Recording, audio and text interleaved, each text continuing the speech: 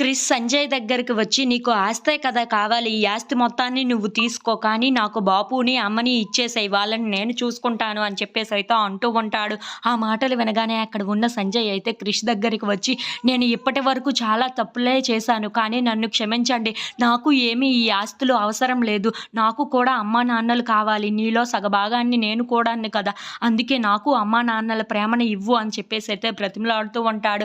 ఆ మాటలు వినగానే అక్కడ ఉన్న సత్య అయితే వాళ్ళ చెల్లి వైపు అలా చూస్తూ ఉంటుంది. ఇంతలో అక్కడ ఉన్న సంధ్య మాత్రం, "అక్క నువ్వు ఏమంటే నేను అదే అంటానే కానీ నీకు ఎప్పుడు ఎదురు చెప్పను" అని చెప్పేసి అయితే అంటూ ఉంటుంది. ఇంతలో అక్కడ ఉన్న సంజయ్ మాత్రం వాళ్ళ అమ్మని, వాళ్ళ ఆవిడని తీసుకొని వచ్చి అక్కడ నించునపెట్టి, "నేను ఇప్పటి వరకు చాలా తప్పులు చేశాను. నన్ను క్షమించండి. ఇకనైనా నన్ను నమ్మండి. మీ అందరినీ బాగా చూసుకునే బాధ్యత నాది. మీలో ఒక్కడినే అవ్వనివ్వండి నన్ను" అని చెప్పేసి అయితే బ్రతిమలాడుతూ ఉంటాడు. ఆ మాటలు వినగానే అక్కడ ఉన్న సత్య అయితే చాలా సంతోషించి, "అందరూ కలిసి ఉండాలన్నదే నా కోరిక కూడా.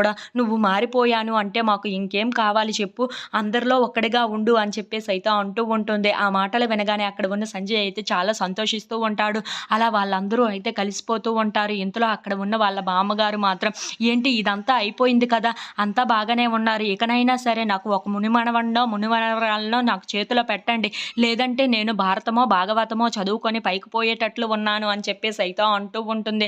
ఆ మాటలు వినగానే అక్కడ ఉన్న వాళ్ళందరూ అయితే ఒక్కసారిగా షాక్ అయిపోయి ఒక్కసారిగా నవ్వుకుంటూ ఉంటారు. ఇంతలో అందరూ చాలా సంతోషంగా ఉండి సీరియల్‌కి శుభం కార్డ్ పడుతూ ఉంటుంది. If you like this video please like, share and subscribe.